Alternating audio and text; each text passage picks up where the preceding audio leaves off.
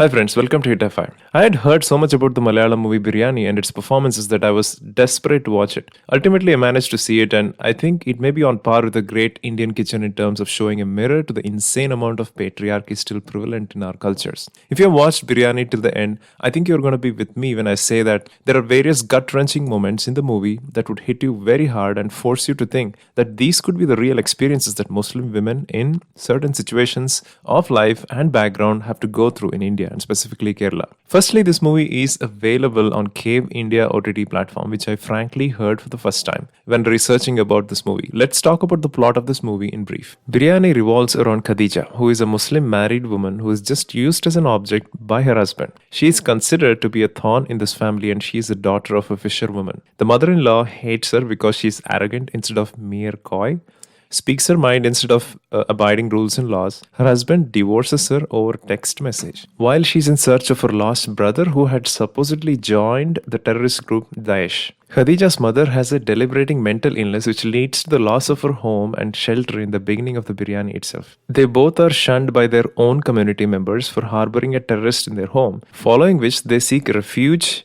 in a mosque for abandoned women. There she meets a kind and caring muezzin who offers her a shoulder to cry upon and become a symbolic guide and soul in her life. And she begins to traverse her life after losing the people she called her own. Friends, religion is an extremely touchy subject, and the movie makers in Malayalam are not shying away from bringing forward some age-old practices in our religions and how they contradict with the contemporary westernized world we adapted to. In the movie Trance, it was about how religion can become a lucrative business opportunity in certain sections of Christianity. In the movie The Great Indian Kitchen, even though the movie focuses on how the spirit of an ambitious woman gets deteriorated by the mundane grinding routine in the kitchen after marriage, the controversy surrounding allowing women into Sabrimala temple has been smoothly intertwined in the script without deviating from the core message of the movie. Now it is totally up to the viewers to interpret these depending on their individual sentiments about religion and the politics around it. Some may support such cinema as we want to encourage movie makers to have a certain degree of freedom to express their thought process satirically or seriously. On the contrary, you may find those who get quite disturbed if such religiously sentimental issues are touched. Some also complain that these movie makers are quite selective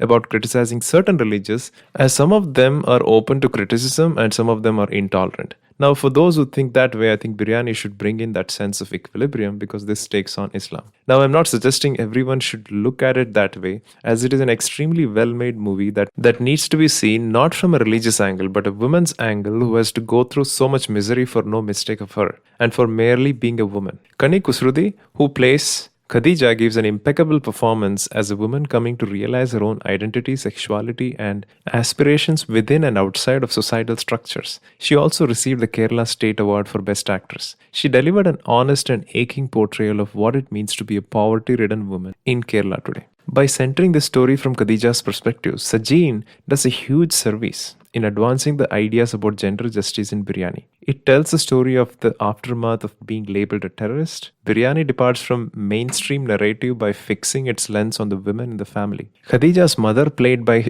Jay Shailaja, is another iconic performance. Although the mother's character didn't seem layered, the power-packed performance and gritty portrayal of living with mental health concerns was pretty good. For viewers, Biryani offers multiple varieties to savor from. It is about food as clear from the title Biryani itself, and it is also about terrorism, religion and women, and it is also about none of the above. As seen just from an individualist perspective, it is coming of age film about a woman shunned and abused by her family and society at every turn. It is about a woman whose husband doesn't care about her in any way, whose mother-in-law despises her for her boldness, whose mother lives with mental health conditions, and whose brother is killed for being a terrorist. Friends, as I end this video, Biryani is definitely not for underage people as there are sexually explicit scenes. It is also not for faint-hearted adults as there are certain subplots that are graphic and can disturb you. Biryani is kind of a story that needs to be told, and as an audience, we should consume the content with a rational mindset instead of getting sucked into the religious aspects just to single out certain religions.